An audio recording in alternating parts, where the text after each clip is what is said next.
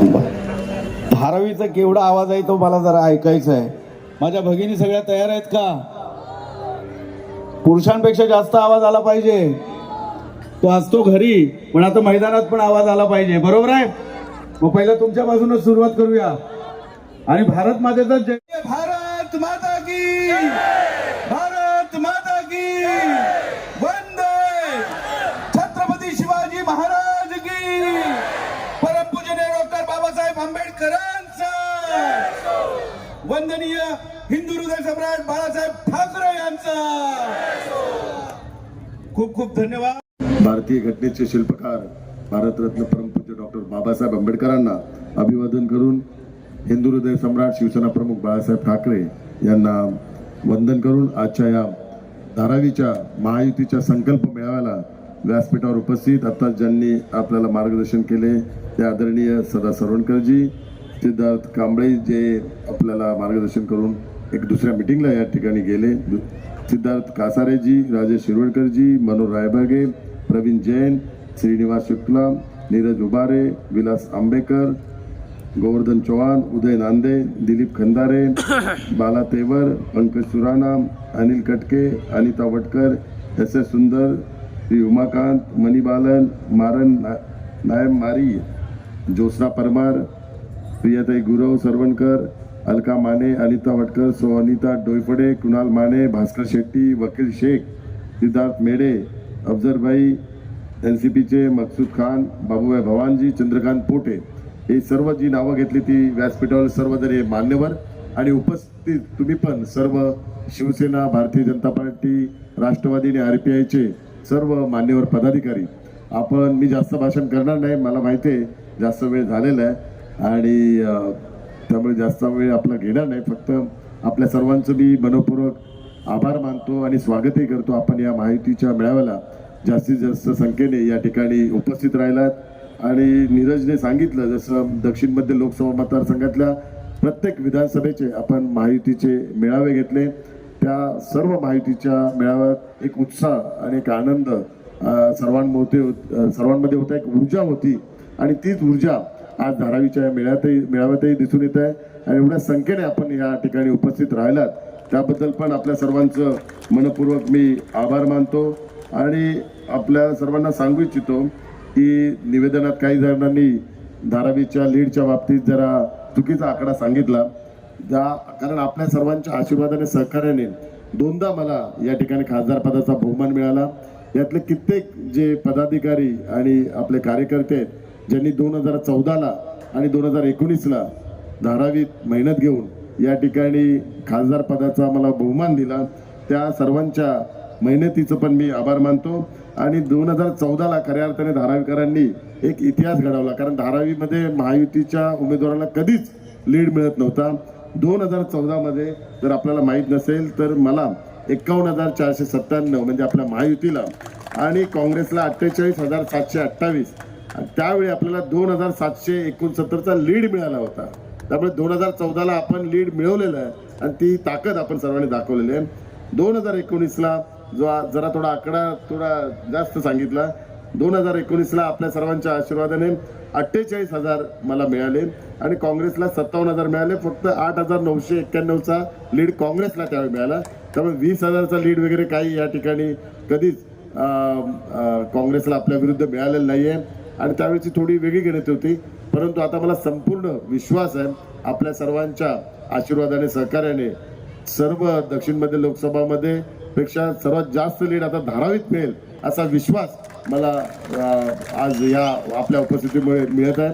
आणि आजच्या बैठकीच्या निमित्ताने सर्वप्रथम मी आपल्या देशाचे पंतप्रधान आदरणीय नरेंद्र मोदीजी, गृहमंत्री आदरणीय अमित शहाजी, महाराष्ट्र राज्याचे उपमुख्यमंत्री आदरणीय देवेंद्र फडणवीसजी आणि राष्ट्रवादीचे अध्यक्ष आदरणीय अजितदादा पवार, आरपीआयचे अध्यक्ष आदरणीय रामदास आठवले साहेब, आता आपल्याला ज्या महायुती मनसेने जो पाठिंबा दिला आहे मनसेचे अध्यक्ष आदरणीय राजसाहेब ठाकरे आणि ह्या सर्वांच्या महायुतीची जी उमेदवारीची संधी मला दिली ते महाराष्ट्र राज्याचे मुख्यमंत्री आणि शिवसेनेचे मुख्य नेते आदरणीय एकनाथ शिंदे साहेब, या सर्वांचं मी मनपूर्वक आभार मानतो.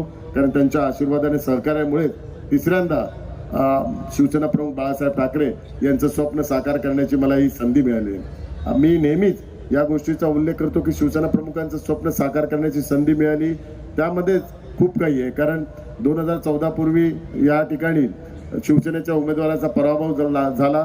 तो शिवसेना प्रमुख बाळासाहेब ठाकरे यांना जिव्हारी लागला होता आणि त्यावेळीच एक मोठी जबाबदारी माझ्यावर दिली होती 2014ला आणि शिवसेना प्रमुखांचं स्वप्न साकार करण्याची.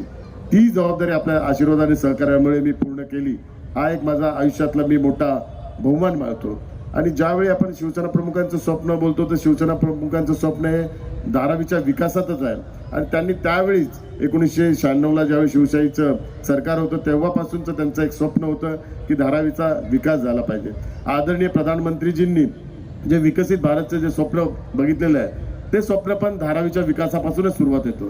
त्यामुळे आपल्या सर्वांचं आपण ज्यांचा आदर्श घेऊन काम करतो त्या सर्वांचं स्वप्न हे धारावीच्या विकासामध्ये आहे. त्यामुळे आपण धारावीचा विकास करणं म्हणजे एक स्वप्न, त्यांचं स्वप्न साकार करण्याचं आहे. डॉक्टर बाबासाहेब आंबेडकरांचं पण जे एक स्वप्न होतं की एक सक्षम विकसित भारत व्हावा, ते पण स्वप्न विकसित भारत जे माननीय प्रधानमंत्री नरेंद्र मोदीजींनी आपल्याला स्वप्न दिले त्या स्वप्नातच परमपूज्य डॉक्टर बाबासाहेब आंबेडकरांचं स्वप्न आहे.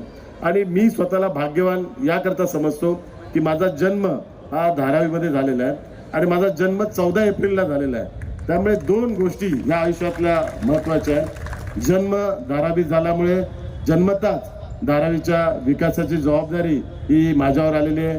कारण धारावीत जन्म झाल्यानंतर 10वी नंतर मी मानपूरला गेलो, पण मानपूरला कधी आयुष्यात वाटलंच नव्हतं की धारावीचा खासदार मी कधीतरी भविष्यात बनेल.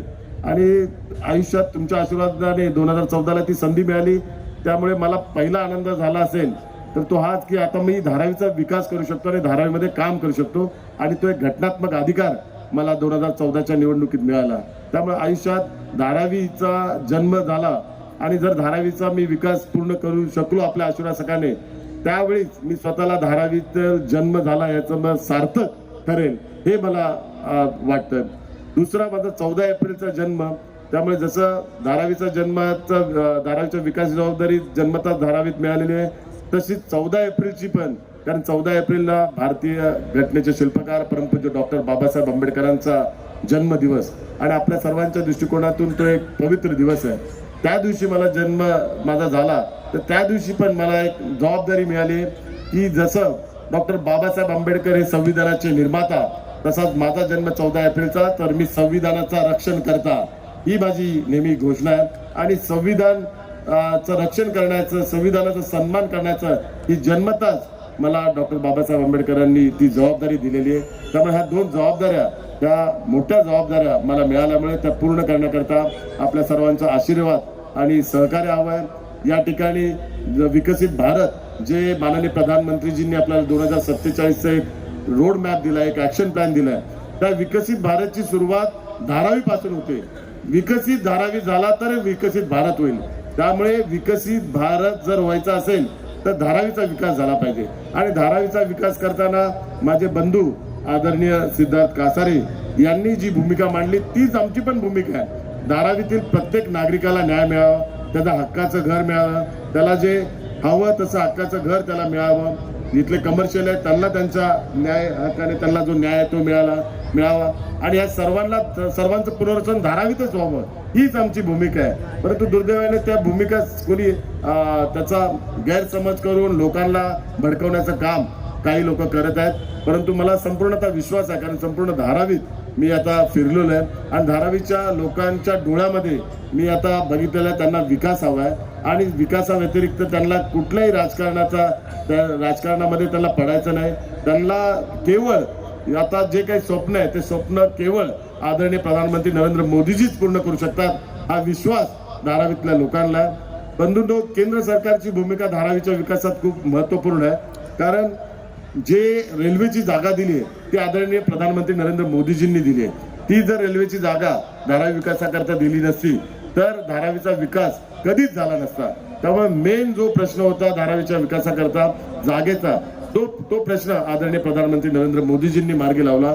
आणि मी तुम्हाला अभिमानाने सांगतो की आदरणीय प्रधानमंत्री नरेंद्र मोदीजींचं स्वप्न आहे धारावीचा विकास करावा आणि धारावी ही जगातली एक डेव्हलप पूर्ण त्याचा लेआउट असावा, एक लेआउट असा चांगली कॉलनी व्हावी आणि म्हणूनच प्रधानमंत्री स्वतः या संपूर्ण प्रोजेक्टवर लक्ष देत आहेत.